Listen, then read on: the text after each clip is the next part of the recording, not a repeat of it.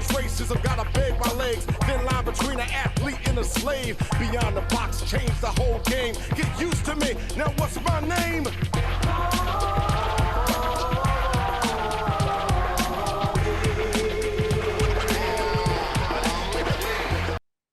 There's nothing like starting out a Friday lunch with a little bit of Public Enemy and, of course, a great topic. Welcome, everyone. My name is Max Owre. I'm Executive Director for Carolina Public Humanities. It's my distinct pleasure to welcome you to Lunch with Friends and Strangers, our biography program. It's one of the funnest things we do, where we get to meet, talk with great faculty at UNC and get to meet and really wonderful people. Some of them you already know, of course, and some of them that you're going to know better. I want to quickly, before I begin, thank a few sponsors. I want to thank the North Carolina Honor Society for always being a wonderful promoter of our K through 12 programs. Cotton Market Group and Morgan Stanley also has been wonderful, supporting especially our K-12 teacher workshops. Carolina Meadows, a retirement community in Chapel Hill, supports our public programming as well as our K-12 programming. And of course, our partners, the GAA, who do such great work promoting and putting on projects with us. I'm rushing through these very quickly. I'm also going to tell you about humanities.unc.edu, so you can go to Carolina Public Humanities and find out who we are and what we do and upcoming programs. But the reason I'm rushing is because I just know that I'm going to invite our friend on, is Dr. Matt Andrews from the History Department. Matt, you can turn on your camera. See how quickly I'm doing this? Because we want to get right to the thing. Matt and I have a tendency to keep going, and so we want to make sure we can cover all of this territory as quickly as we can. Before I begin, I also want to just let you folks know to use the question and answer button at the bottom. We promise you we'll get to some of your questions as long as we can get through all of our material as quickly as possible. We certainly want to hear from you, so make sure you use that button down there. And also I want to thank Paul Bonici, who does such great work behind the scenes, who's dropping in the music, dropping in the links and all that good stuff. Well, let's get right to it. Matt, welcome. How are you doing today? Max, I'm doing great. Thanks so much for having me. This is always fun. Absolutely. And you know what, we've got you on the hook because we've talked about doing these sort of great figures in American sports history. You are the only person who's done all 3 semesters so far of Lunch with Friends and Strangers. So you've got a record to maintain, like our guest today. Well, Max, am I going to float like a butterfly and you're going to sting like a bee, or is it the other well, way we'll around? see. Yeah, we'll let the audience decide. So we've done Michael Jordan. Yeah. We've done Billie Jean King. And now today, folks, we are doing none other than the greatest. The greatest. So look, let's just start out. Let's situate. I know when we were talking at the beginning, we sort of did this onion of his impact. Of he's a great sports figure. What else is Muhammad Ali? Yeah, Max. Ali is, just from an athletic standpoint, one of the greatest athletes in American history. He changes our idea about what a boxer can be. But that's not why we're talking about Ali, right? I mean, Ali is the one who really changes our idea about what an athlete can be. Athletes have been many things throughout American history, but I think first and foremost, they were rule followers, and they were people who sort of towed the line, did what their country asked of them. I think of like Jackie Robinson going and serving his country during World War II, Joe Louis doing exactly the same. But Ali flips the script. Ali's very much a man of the moment of the 1960s. In fact, I'm not sure anyone really embodies the 1960s more than Ali. Ali's the one who decides he's going to use his platform as an athlete, his high profile an athlete, to try to change this country. And so today when we talk about Megan Rapinoe and Colin Kaepernick and LeBron James and all of these athletes who are speaking out against injustices to a very, very large degree, that's a story that starts right here with Muhammad Ali. Wow, that's great. Hopefully when we talk a little bit about the activism, talk about were the conditions in the public sphere right for an athlete to be doing this at his particular time. But let's get a little bit to his life and situate, because everybody is born, as you know, and so he was born in none other than Louisville, Kentucky. What can we tell about his upbringing and his youth and his family? And yeah, well, it's a little different than the story of most boxers. Boxing is a tough, punishing sport, and throughout the late 19th and 20th centuries, it's usually the American underclass, so to speak, who engages in boxing, when you don't have very many options. boxing becomes one of those options. But Ali's not like that. Ali comes from a middle class upbringing. His parents, they were teachers and had other sort of middle class jobs, and so Ali's a little bit different that way. Ali then kind of has this. As opposed to a guy like Joe Frazier, who we're going to talk about later, who grows up in a sharecropping family in South Carolina. Ali leads this very different type of childhood. And names are important to Ali. Racial pride is important to Ali from the very start, right? His name, Cassius Marcellus Clay. Cassius Marcellus is an ode to one of the great liberators, the great emancipators in global history. He was specifically named after an emancipator in Kentucky, someone who liberated his enslaved human beings. And so he's given this name, which is why it's going to be so controversial. I think it is a beautiful name, and then he's changed this beautiful name. The picture that I picked there, Max, I wanted to share. It's Cassius Clay as a 12-year-old. It's a great story about how Cassius Clay gets involved in boxing. He's given a bicycle by his parents, and his bicycle is stolen. And he goes to the police department, just furious, in tears. And he's talking to a white police officer, and he says, "When I catch the guy who stole my bicycle, I'm going to beat him up." And this white police officer says, "Do you know how to fight?" And he says, "No." And he says, "Well, start coming down to our gym every Friday night, and we'll teach you how to box." And he picks it up very quickly. By the time he's 19 years old, he's representing the United States in the Olympic Games. He wins a gold medal for the United States at the Rome Olympics, light heavyweight gold medal. I think very interestingly, while there, Max, I just want to mention this, kind of foreshadow what we're going to talk about. He really does play the role of the good American. He's challenged by a Soviet reporter about the United States and about growing up in a segregated state. And he tells that Soviet reporter, "The United States is the greatest country in the world, including yours." He tells that reporter, "If I was still in Africa, I'd be fighting alligators and living in mud huts." Wow. Yeah, he kind of plays the role again of the quote unquote good Negro out on the international stage. And then when you think about where he is 4 years later, he's completely changed his mind, and he's no longer celebrating the United States, particularly vis-a-vis the rest of the world. He's one of, if not the most forceful critic of the United States by 1964.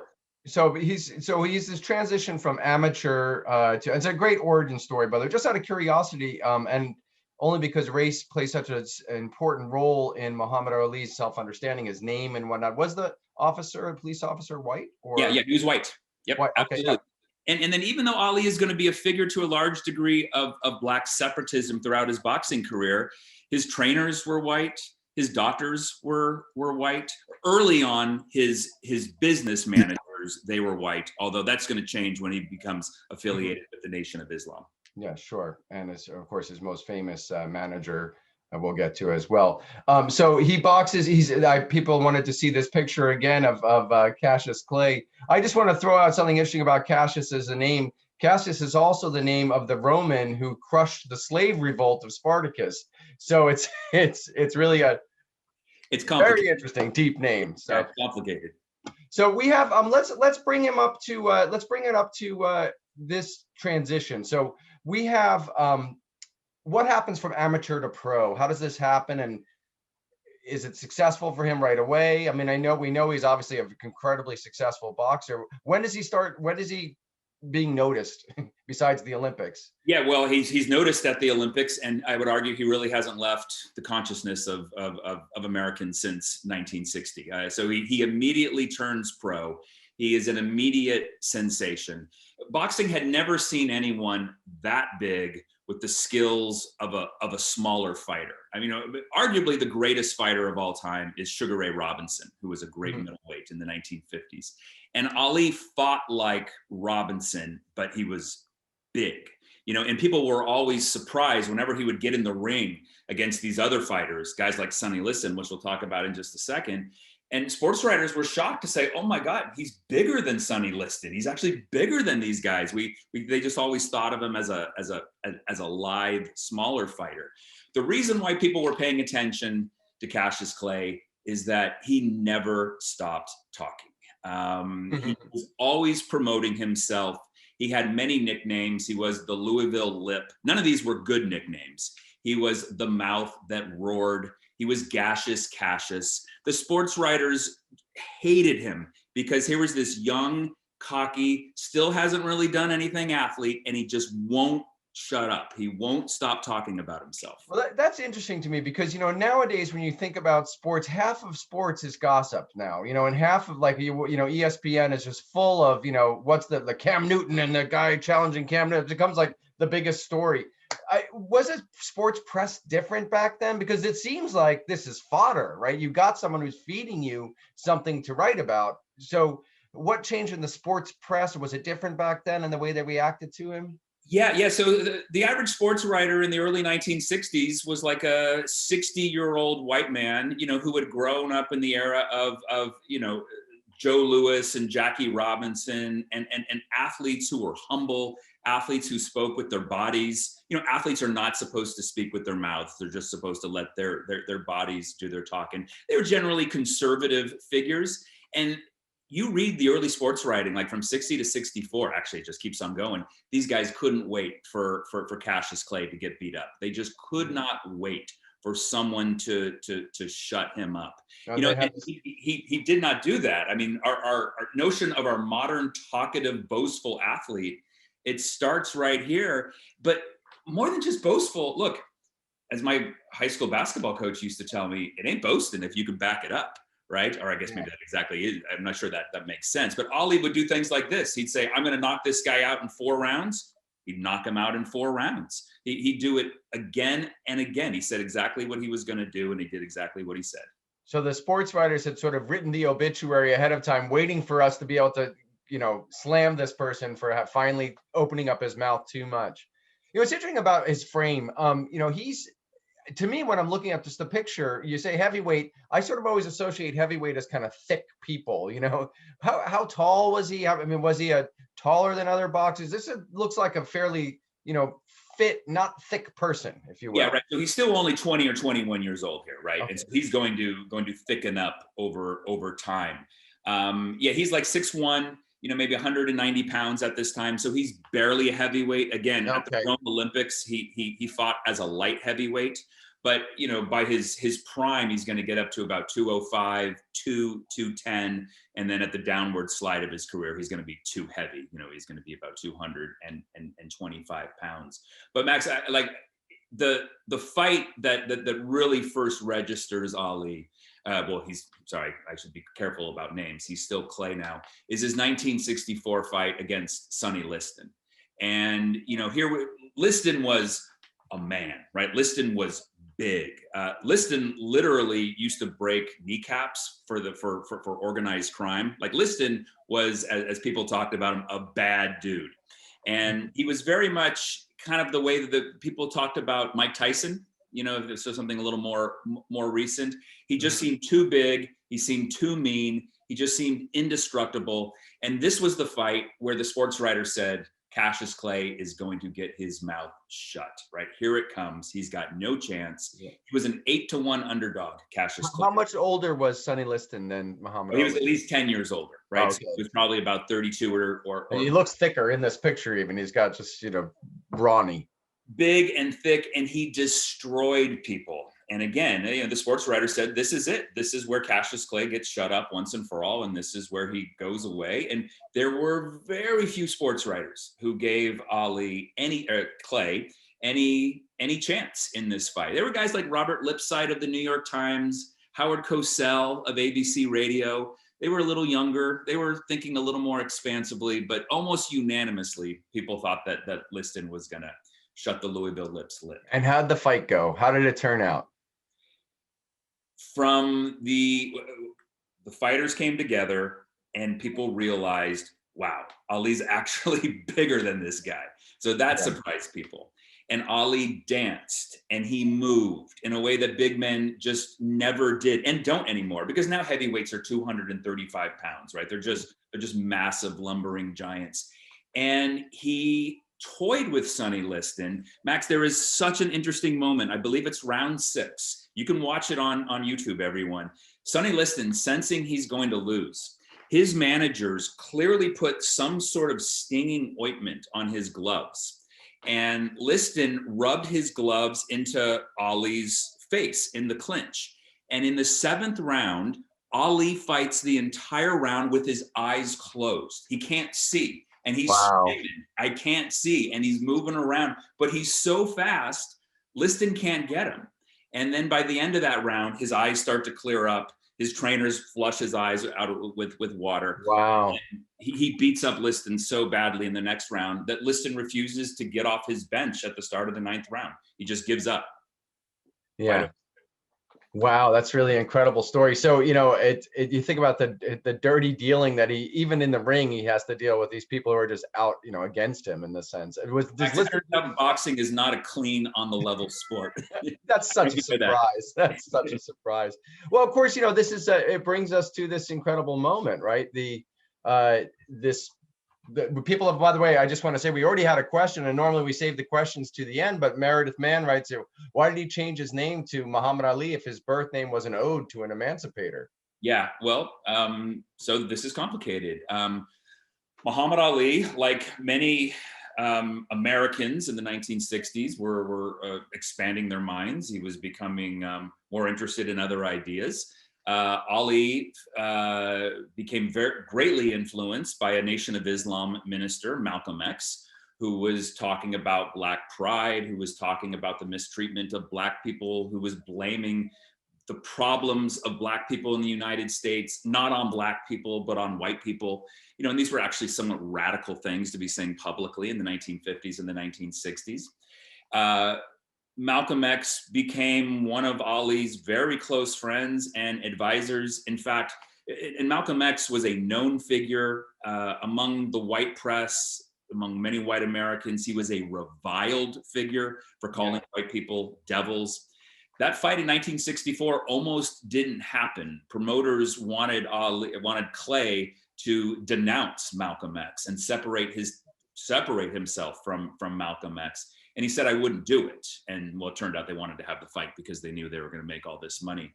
So he becomes heavyweight champion of the world in February of 1964. This is that night. This is him celebrating with Malcolm X. There's that recent film, One Night in Miami, where we learned that Sam Cooke was there and Jim Brown. They were all there that night. And then the next day, Muhammad Ali, who's already dropped sort of an athletic bombshell on the United States by becoming heavyweight champion, he drops the bombshell when he announces that he's a member of the Nation of Islam. He is getting rid of what he called his slave name. He said, my name from now on will be Cassius X. And then Elijah Muhammad, the head of the Nation of Islam, bestows this new name, this name of honor on him, Muhammad Ali. And he becomes known as Muhammad Ali. Although no one called him, white sports writers wouldn't call him Ali. They were outraged by this. They continued to call him Clay.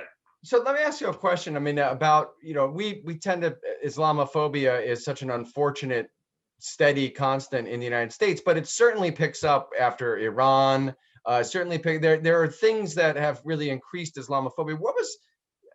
It doesn't seem to me like Islamophobia couldn't have been as strong back then, but was this a moment in contributing to American Islamophobia?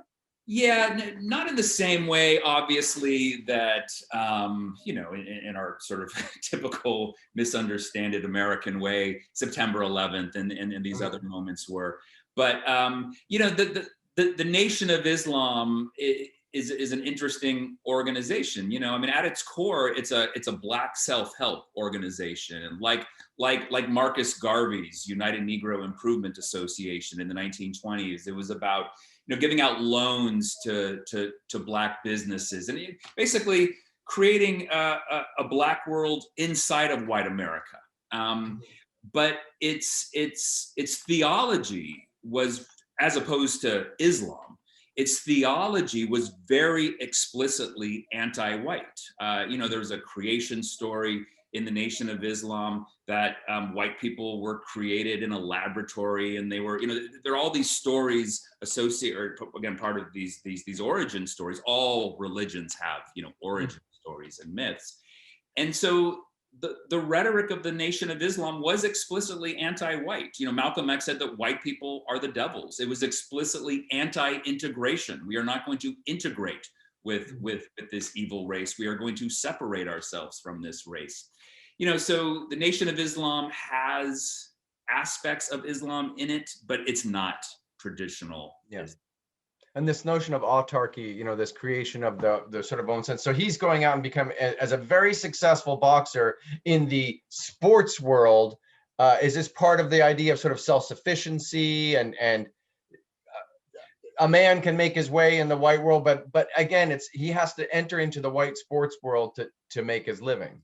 Yeah, but here's why the Nation of Islam was so interested in getting Clay. Well, because who wouldn't want Clay? Yeah. He's the most charismatic, articulate, you know, athlete ever.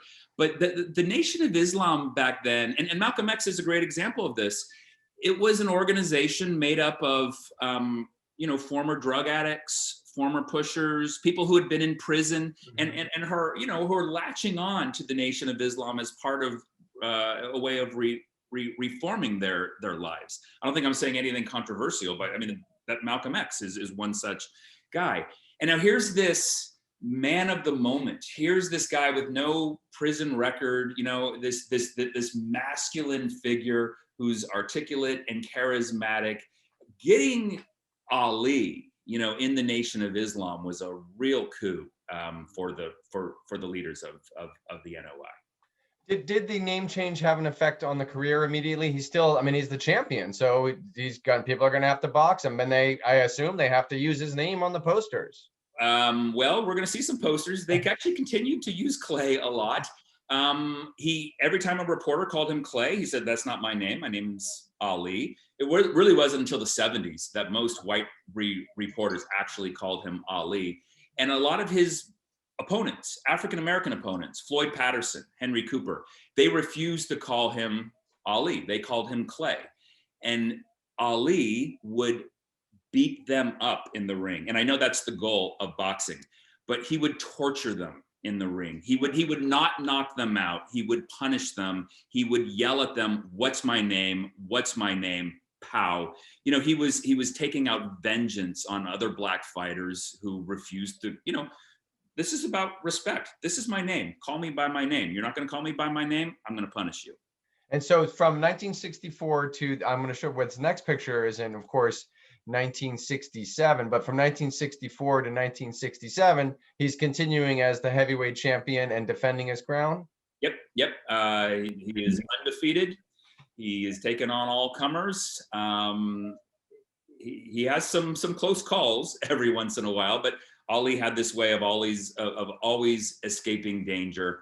And then he met an opponent that kind of figured out what to do with him, and this was the United States government. In 1966, Ali got his draft notice that he was going to be asked to come and report for service as part of the Vietnam War effort. So he had a lottery number. I mean, it was all on the level. Yeah, all on the level. Actually, kind of a weird story. He had actually been classified as not having a high enough IQ. He took an IQ test earlier, and then the government realized they needed to expand the American soldiery, so they actually lowered that number. And then he was selected. He said he wasn't going to go. This is when he blurted out that famous line, maybe the most famous line from the 1960s, "I ain't got no quarrel with them Viet Cong." And then he started to sharpen his argument. You know, he was listening to the members of the Nation of Islam, and he started to articulate an argument about, "I'm not going to represent a racist nation. You know, I'm from Louisville, Kentucky, where there still isn't open housing and segregation still exists." He started to articulate a global critique of the United States, that the United States was an imperialist power going to war against people of color. He said he wasn't going to go. He refuses induction officially in 1967, and the hammer comes down. He is stripped of his title by the boxing associations. You can no longer be a boxer. Vacant titles. People had to then fight to see who would be the champion. Yeah. That's exactly right. There were different tournaments to see who would become the new champion. You know, Max, what a lot of people forget about Ali is how much he put on the line right here, right? Look, he was not going to go to Vietnam and be a soldier. He was going to do probably what Joe Louis had done, which is to go from base to base, put on boxing exhibitions, raise money for the war effort, raise morale. Like a USO, you know, kind of.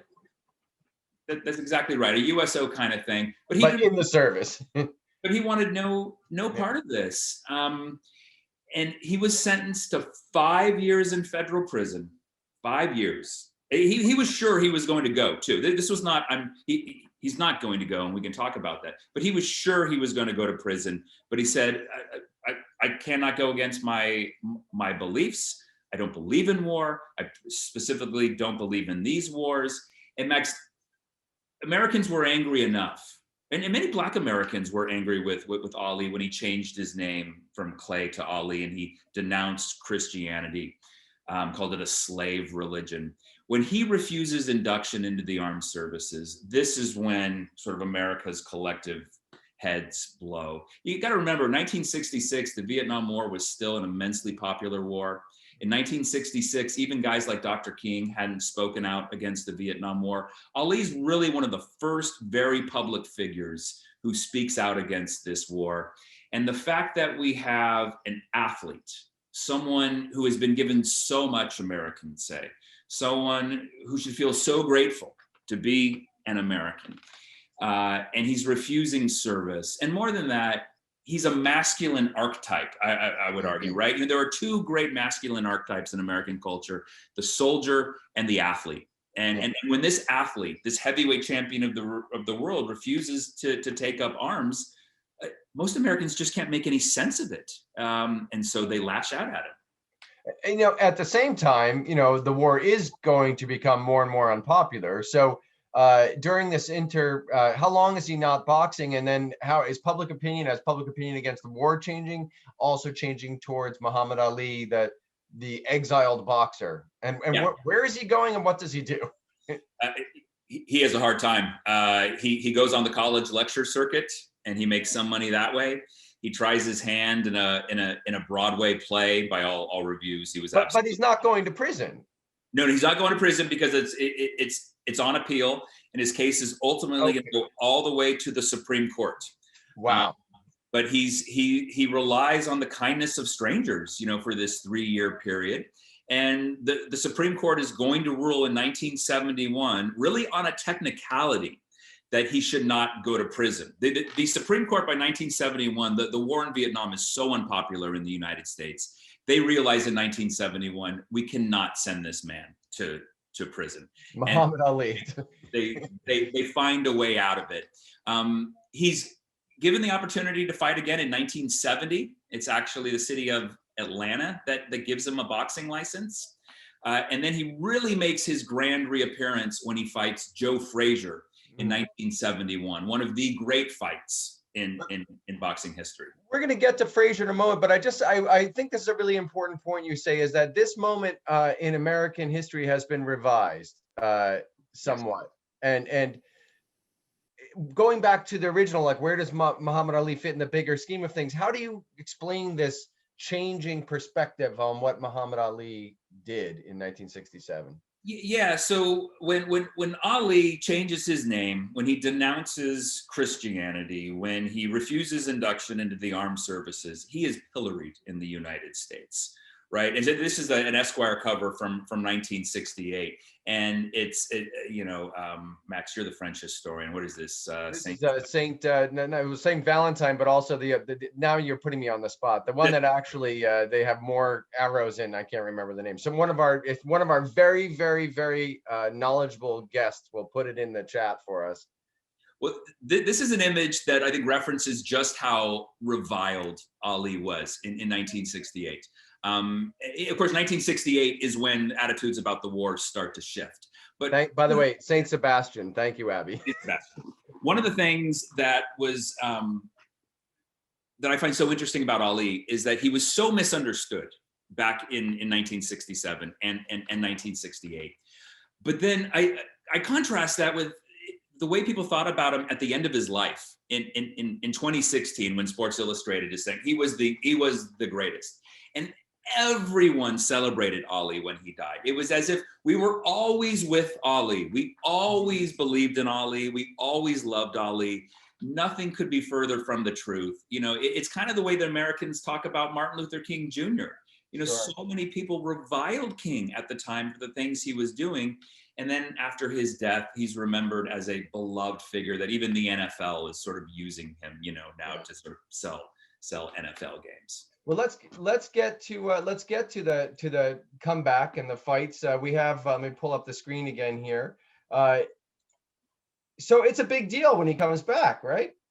Max, this is maybe the most anticipated boxing match in American history.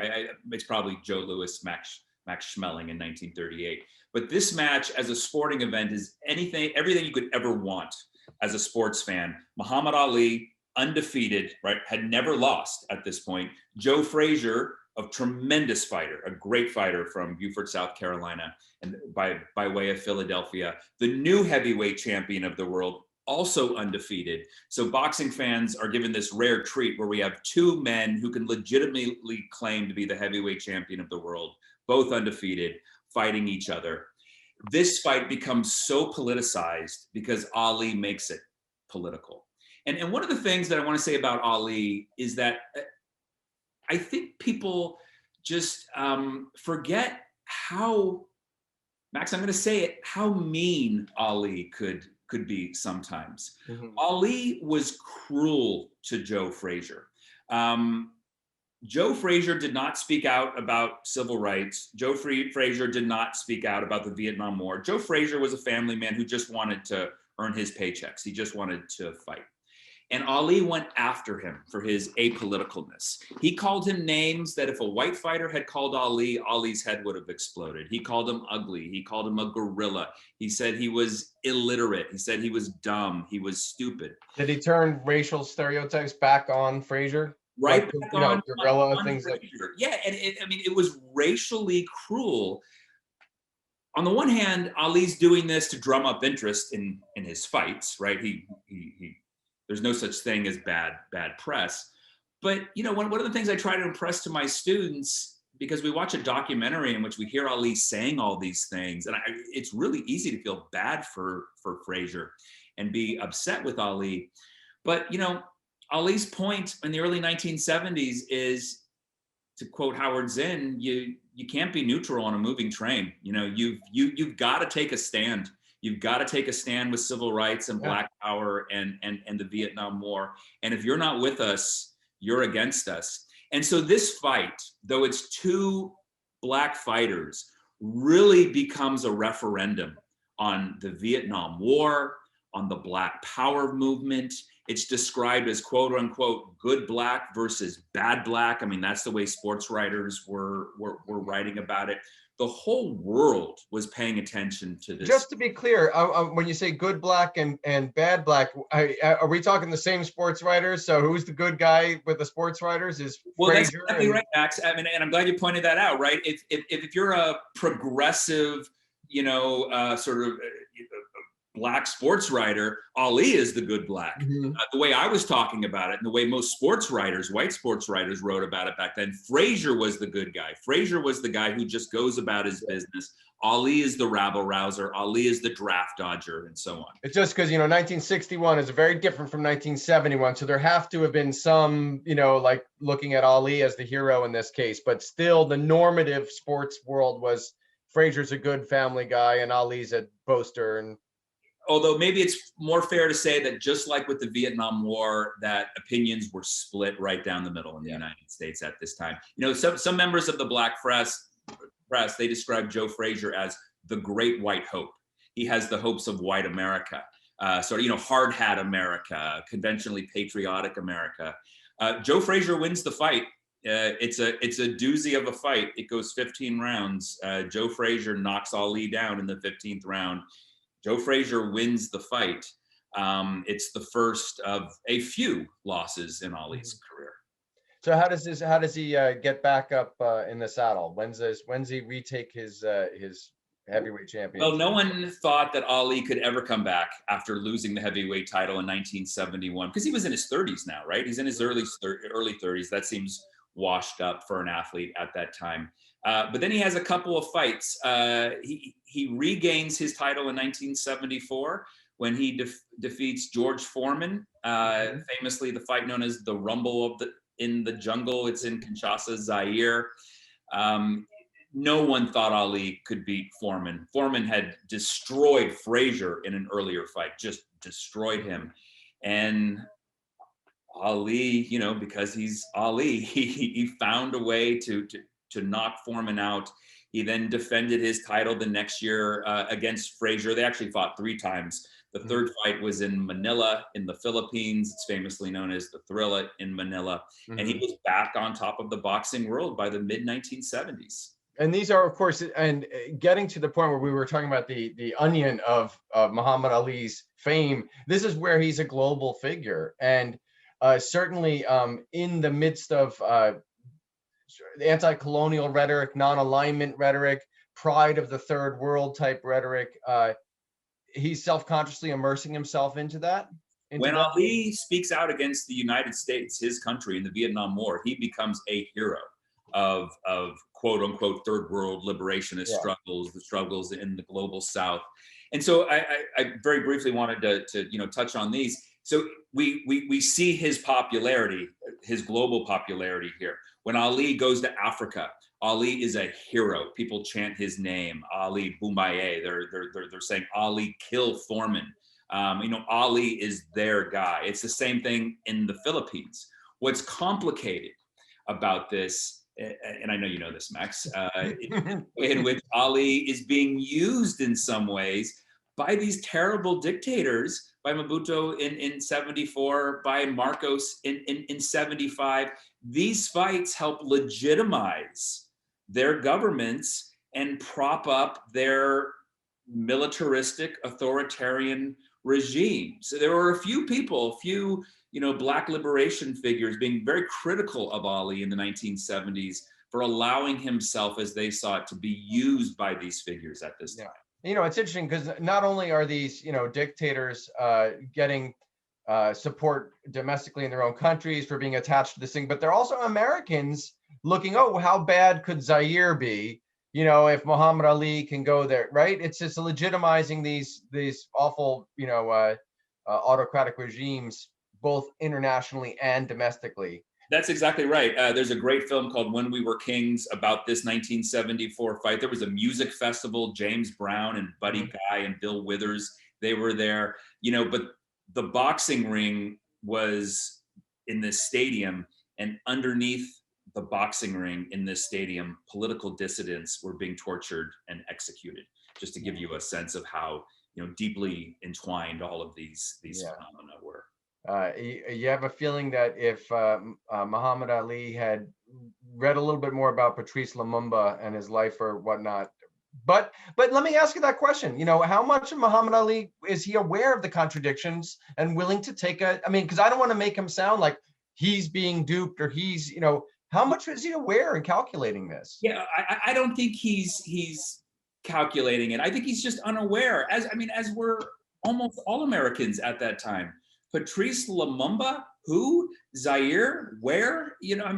Most Americans didn't know these things. So to hold this boxer up to a standard that most Americans themselves weren't living up to. I'm not trying to criticize him here. I'm just kind of trying to illuminate just how complicated it is. Yeah, and I just again to think that we put these burdens on these famous people to have insights that that we don't ask anybody on the street to have or whatnot. This is exactly what you and I talked about with the Michael Jordan talk, right? This expectation that Michael Jordan would make a political stance in the North Carolina Senate race, Harvey Gantt over Jesse Helms in 1990, and go out on a limb when a lot of Americans didn't want to have their political leanings be known. It's unfair to expect them.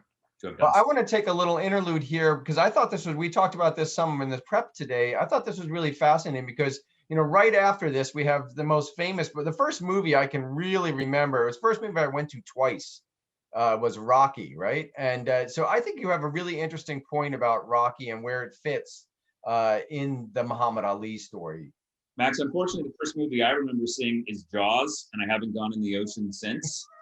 So I'm much happier talking about the Rocky films. Like you, I was a big Rocky guy. I just love the Rocky movies. Rocky 1 in 1976 and Rocky 2 in 1979 features an Italian-American fighter, Rocky Balboa, who goes up against a brash, cocky, talkative black fighter, Apollo Creed. That this should start to sound familiar.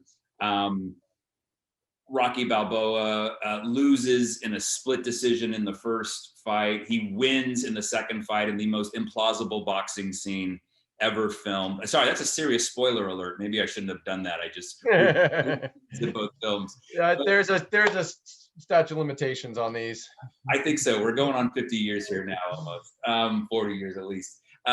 These fights are about, these movies are about sports, but these movies are also about American history. And what I did not realize when I was 8, 9, 10, 11 years old watching these films is what these films were about. The Rocky films, this is the way I read the Rocky films now, are white America's revenge fantasy against Muhammad Ali. You know, Ali, no one could really defeat Ali in real life. And so a film is created in which this fictional white fighter, and Ali never lost to a white fighter in his career, a white fighter defeats him. And not just a white fighter, but a white fighter named Rocky. And that name means something. From the perspective of the 1970s, the last white heavyweight champion was a guy named Rocky Marciano, right? Great fighter in the 1940s, never lost a fight. He retired at 49-0. He's the only heavyweight never to lose a fight. When Ali was taking on all comers and beating them, there are all these guys in the United States that said, yeah, but he couldn't beat Rocky Marciano. Rocky Marciano would beat him. Well, we get that fight in these Rocky movies. Yeah. I mean, it's Rocky Marciano against Muhammad Ali. Creed, like this sort of religious sort of Apollo Creed. I hadn't thought of it in those. Yeah, I mean, it is a give Stallone credit for coming up with some great names here for these films.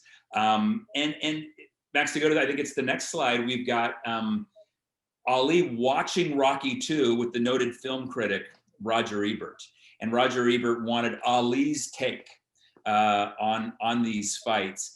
Ali has many wonderful quotes. He said many incredible things. My all-time favorite Ali quote is his take on Rocky 2, in which he says, do you want to do it or do you want me to do it? Oh, I want you to do it. All right. He says, for the black man to come out superior, because remember, Rocky wins in Rocky 2. Sorry, everybody. Yeah, once again, sorry, spoiler alert. But for the black man to come out superior would be against America's teachings. I have been so great in boxing that they had to create an image like Rocky, a white image on the screen to counteract my image in the ring. America has to have its white images no matter where it gets them. Jesus, Wonder Woman, Tarzan, and Rocky. Wow. I just think it's one of the most astute things. It's really powerful.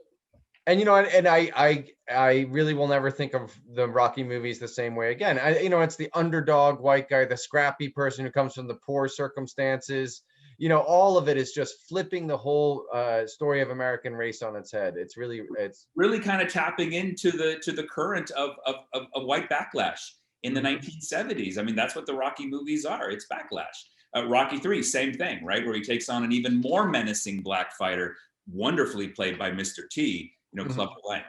And Clubber Lang's a little bit like the Sonny Liston kind of idea, like. Yeah, Sonny Liston, he makes some inappropriate comments to Rocky's wife. Yeah. Wow, it's really, I mean, now I'm thinking about all of, and then of course we get into the ridiculousness of the later Rocky movies where it just becomes complete jingoism against, the Soviet Union and whatnot. When he wins the Cold War? Yeah, I remember that. Exactly. That fight as well. We have a few more slides to get to, but I did want to touch on personal life, relationships with women and family throughout his fame. Yeah, right. There was the picture of there watching it with his wives. He was married and divorced a couple of times. Ali's interesting, right? So Ali's a member of the Nation of Islam, and when you're a member of the Nation of Islam, you're not supposed to drink. Ali didn't drink. Ali was a Spartan, right? I mean, in his life, and that helped fuel his athleticism. Members of the Nation of Islam are also supposed to be faithful to their spouses. Look, Ali's not the only religious figure in American life and American culture not to be faithful, to his spouses. He was a serial philanderer. It got him in a lot of trouble a couple of times. And actually, Max, to sort of go back to some of these very controversial things that Ali said, Ali is on record in sort of the early era of his Nation of Islamness as saying that if a Black woman ever slept with a white man, she should be killed. I mean, Ali said that. He's really conservative in some ways with his gender politics, with his religious ideas. These are comments that are pretty tough to walk back. Again, that's what I mean about how I think we just sort of misremember the full complexity of a guy like Muhammad. Well, it's as we've begun to sort of understand a little bit more about intersectionality and where, how different, people are oppressed in many different ways. Again, this is a product of intellectual thinking and exposure about this. And, there's like John Lennon wrote a horrible song where he was trying to, I won't even say the song, but he was trying to say that, women are really the oppressed people, but he does it in the most insensitive way possible. So that intersectionality we hope for in the past, it's putting a burden on him to be something that didn't exist really. For Ali, like you could argue, was about Malcolm X. The Black freedom movement was about the realization of Black manhood. Yeah. Well, I want to sort of post-boxing career and some remarkable situation. As you mentioned, a global figure, and his boxing career. When is his last fight? The early 1980s. I can't remember the exact year. Unfortunately, this is the Ali that I remember, watching his fights against Leon Spinks, and then again, just seeing him get destroyed by Larry Holmes. Very few boxers leave the sport when they should. Yeah. I think Ali just loved the limelight so much. He loved the thrill of the competition that he was badly beaten and injured in the late 1970s and the early 1980s, and it obviously had a profound effect on the rest of his life. Yeah, and then he becomes this ambassador-like figure. Again, it speaks to how well. Look, Ali is the most famous person in the entire world in the 1960s, 1970s, and 1980s. And so, two quick stories, because we forget this about Ali. In 1980, when Jimmy Carter is trying to get international support for the American boycott of the Soviet Union, right? For the Olympics in 1980, the United States has announced it's not going to go, and now Carter wants to get other nations not to go. He sends Ali, this is one of my favorite Ali stories. He sends Ali to Africa to speak. Here he is in Kenya, and he goes to Nigeria to speak to African heads of state and to convince them not to go. And he's actually kind of vilified by the African press, who says, you're being a stooge for the United States. You're being used by the American government. And Ali, halfway through his travels to Africa, he announces, I have been convinced that a boycott is wrong. I am no longer supporting a boycott, and I am turning my trip into a fact-finding mission about grievances that African nations have against the United States. And I will be requesting a meeting with President Carter when I return. Oh, poor Jimmy Carter. One of many decisions by Jimmy Carter that, unfortunately, a very good man boomeranged on him. That wasn't the right move. And then I think of Ali in 1990, when the United States was gearing up for the first Gulf War, when Saddam Hussein had invaded Kuwait. The Iraqi government had 15 Americans, this is before the war happened, that were being held hostage, 15 American citizens that the Iraqi government had. Muhammad Ali, despite the American government telling him not to do so, went to Baghdad, met with Saddam Hussein, and used his immense influence and his name to get the release of those 15 Americans. It's just a testament to what a remarkable and beloved global figure he was, particularly in the latter decades of his life. Yeah, that is a crazy story. Somehow in college, I was able to not pay attention to that. So thank you for bringing that back up, 1990. I might have been doing something else. Which brings us to, I think that sort of almost last image we have of Ali, because this is 20 years before his death. But Yeah. this famous, when Ali resurfaces, very shaky, looking frail, but also triumphant, where does this fit in Ali's life story? He's got 20 more years to live, but this seems like the apotheosis. Yeah, no, I think you're right. I mean, I'm not privy really to the last 20 years of his life, so I don't have. But this is really his last real public appearance. He is being ravaged by Parkinson's syndrome at this time. He can barely speak. People who saw him later in life said he was interacting with people in nonverbal ways, but he's essentially lost the ability to speak. Boy, do I remember this moment. It was a big secret who was going to get the honor of lighting the cauldron at these Olympic Games in 1996. And as soon as Ali walked out, I just thought to myself, of course. I mean, he is the perfect choice. If Atlanta is the capital of the New South, this is this moment where this Black man who grew up in the segregated South, who was a reviled political figure by most Americans, but who had been proven right, I think that's fair to say, particularly about Black politics and about the war in Vietnam. This, in some ways, is the moment when all of America embraces Ali. He gets to light this torch. It was both sad and poignant watching him try to do it. I mean, his body was shaking. I remember thinking at the time it looked like he was going to burn himself. And this immensely charismatic figure who's lost the ability to talk. And Max, maybe I'll kind of end with this point. I think one of the reasons why Americans sort of unanimously loved Muhammad Ali at the end of his life, he couldn't say anything that made him angry. Yeah, I was just about to say that. Anymore. And he just couldn't make people angry. Who knows what he was thinking and what he would have said in the last years of his life?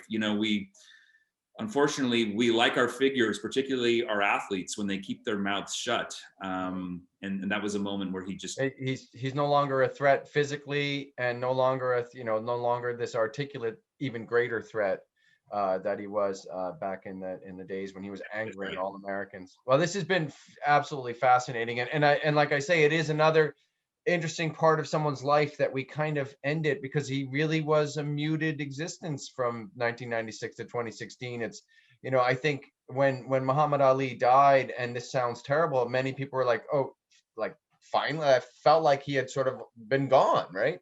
Yeah. No one was surprised, It had been a long decline. And again, look, let's not mince words about boxing, right? I mean, boxing is brutal. Boxing gave him everything in some ways, but it without a doubt shortened his life. Yeah. And is there conclusive evidence that the Parkinson's is related to the boxing? My understanding is yeah. So like a TBI, traumatic brain injury, we know so much more about this. Doctors were careful to describe it as Parkinson's syndrome, which is Parkinson's-like disease caused from repeated blows to the head. And, Ali became famous as a boxer for his rope-a-dope strategy. Yeah. Just to kind of cover up and let his opponent punch themselves out and then go on the attack. He just endured way too many punches. And it sounds like especially those last fights, which were really just sort of going on the vapors of his fame at that point, these fights. And those are the ones I remember. Leon Spinks, who just recently passed away, I believe. Right? Died, but boxers do not live long lives. Yeah. Well, this has been absolutely fascinating. Let's get to some questions. Thank you, Matt. It's always great learning about these figures, and again, people we know really well, but we got to know a lot better. Let's get right to some questions. Tom Taylor asked, was the Zaire fight put together by Don King, and is that where King made his name?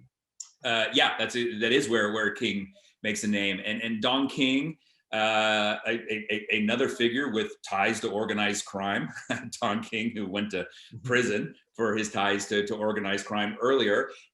Don King senses that this is a Black moment in the early 1970s, that the time is right for a Black promoter to finally get in on the boxing game, right? Ali and Frazier and all these guys, they had really been used and manipulated by white promoters for so long. And so he convinces Foreman and Ali that this is sort of their racial duty to sign with him. And we're going to go, quote unquote, back to Africa, Mother Africa. Again, we're going to have this funk and jazz festival. It's going to be a celebration of the African diaspora. And, you know, you can say a lot of things about Don King. He was a very smart promoter and a very shrewd businessman. So that was Ali and King and Mobutu. There's a threesome for you. Yeah, boy. Well, you know, you just, I guess when it comes to sort of nefariousness, you just did them in order. Because Ali's pretty innocent, but we get to the King. Yeah. We're taking big steps here. Yeah. And you know, this was a huge fight. These guys made $5 million in that fight. They split $5 million. It's just an unbelievable amount of money at that time. And I guess this is a technical question.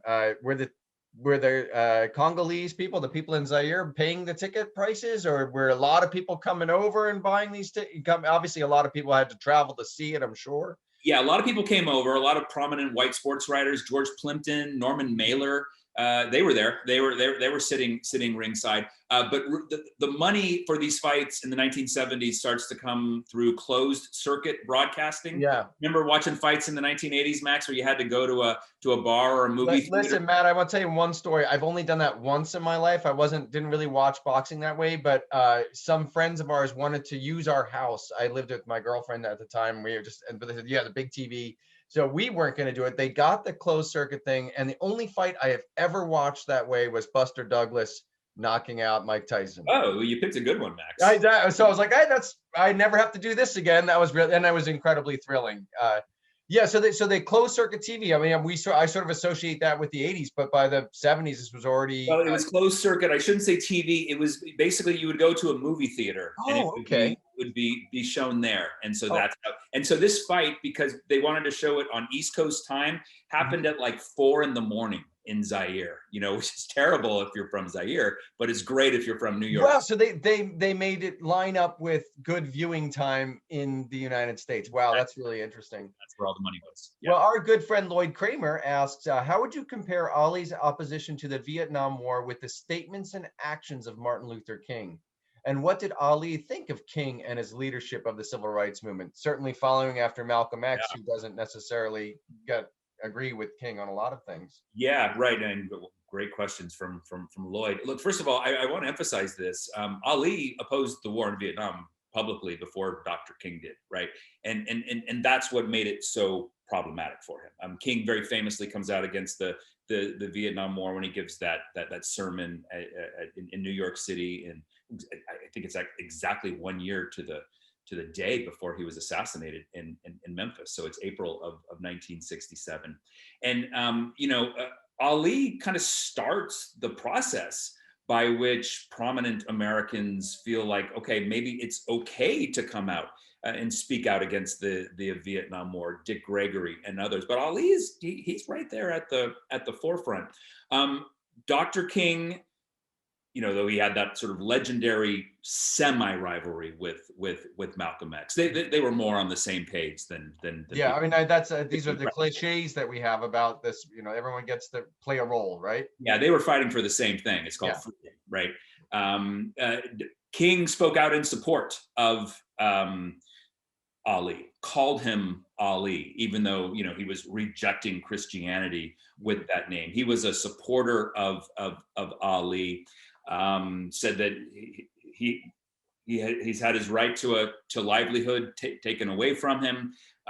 He appeared with Ali a couple of times, as did many prominent Black athletes like Jim Brown and Kareem Abdul-Jabbar and Bill Russell. They very famously spoke out in favor of Ali. So they were aligned in their emerging stance about the opposition to the Vietnam. So the second part of Lloyd's question was, in particular, Ali's perspective of Martin Luther King. Did Ali speak of Martin Luther King when Martin Luther King was assassinated? Do we have a sense of how Muhammad Ali thought of of King and this and his role in the civil rights movement? Yeah, it's a great question, Lloyd and Max. I don't know exactly what Ali said when King was assassinated, but I've heard Ali speak glowingly about Dr. King. I mean, he had enough of a big picture awareness to know that he and Malcolm X, King, that they were all ultimately fighting for the same thing, and so they were allies in this larger Black freedom struggle, not opponents. Again, as so many people try to paint that. Yeah. That Well, like again, everyone has to. It makes sense for us to have. Okay, this is King is one approach, and X is another approach, and this is the way we're going to kind of think about. It helps us sort of sort things out, but it always just fuzzes out the reality of what how complex it is and how much again they're both fighting for the same cause. Yeah. I just want to point to a couple things that people said in the chat. Jonathan Gerard wants to thank you for confirming his perspective on the Sonny Liston fight. In that Jonathan Gerard did not think it was too much boasting. He was in junior high school and remember thinking how smart and self-confident he sounded, and he loved it. And it was also that perhaps Sonny Liston never appealed to Jonathan Gerard. So he thanks you for confirming his memory. Jonathan Gerard is the Muhammad Ali of former rabbis, by the way. I don't know if you. Yeah, indeed, yes. Well, we love seeing. Unfortunately, we haven't seen any of these people in 3D. They just exist as names in the ether. But I can picture you, Jonathan. Tito Craig has a really interesting thing to say about. I saw Ali at UMass Amherst in either '68 or '69. The venue was utterly full, and he was welcomed with enthusiasm. He asked if anyone wanted to box with him, and an utter nerd volunteered. They fought for a few minutes, and Ali pretended to lose. It was hilarious, and we loved him. We students detested the war by '66 and '67.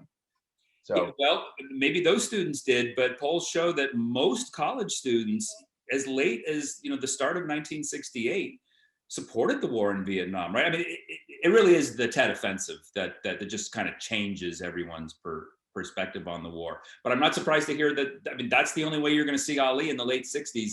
It's going on a college campus, probably collecting $200 to do so, and then just being absolutely mesmerizing, it sounds. Well, just for the complete synergy of everything, Jonathan Gerard just chimed in again and said, I was there at UMass Amherst too. Wow, that's awesome. So maybe Jonathan, were you the nerd? Anyway, that's fantastic. Thank you for that, sharing that story, Tito. And it's really cool that Jonathan was there as well. You two should probably exchange information and see if you were both in the room together there. We have no more questions. I do think we've covered a lot of ground here. We didn't get to talk about Angelo Dundee. Am I saying that right? Yeah, Angelo Dundee and Ferdy Pacheco. Yeah, great characters, all of them. Maybe next time we'll do that. Maybe next time we'll do one called "Great Sports Managers of Right. After we get through the athletes." Well, Matt, it's such a great pleasure always talking with you. I do hope you can join us again. We're on a roll here. You are the lineal champion of sports biographies, so we hope to have you back. Maybe we can do Babe Ruth next time. That sounds like that would be a lot of fun. Someone wants to take my crown, man. They're going to have to fight for it. All right, awesome. Well, thank you so much. I want to thank all of you for joining us. We have next week coming up. I want to make sure I get this right. Yeah, March 5th, our good friend Kathleen Duval will be talking about Manteo, an American Indian ambassador to England, and really interesting. I mean, again, this is early North Carolina history, and of course, we all know from Manteo to Murphy, and not many people know the story behind that name. So next week we'll be doing that, and I'm really looking forward to learning a lot about that. And of course, Kathleen Duval is absolutely brilliant. As is our guest. One more time, hear it. Can you hear the applause for Matt Andrews? Yay! Go to humanities.unc.edu to check out all of our programming. Next week, we have a wonderful seminar coming up on religious freedom in the world, looking at France, the United States, and China. And of course, we have great books, reading groups, language lunches, all that good stuff. Please go to humanities.unc.edu. Check us out. Follow us on Facebook. I sound like one of those YouTubers right now, but this is the world we live in. Ladies and gentlemen, thank you so much. It's been great being with you and everyone.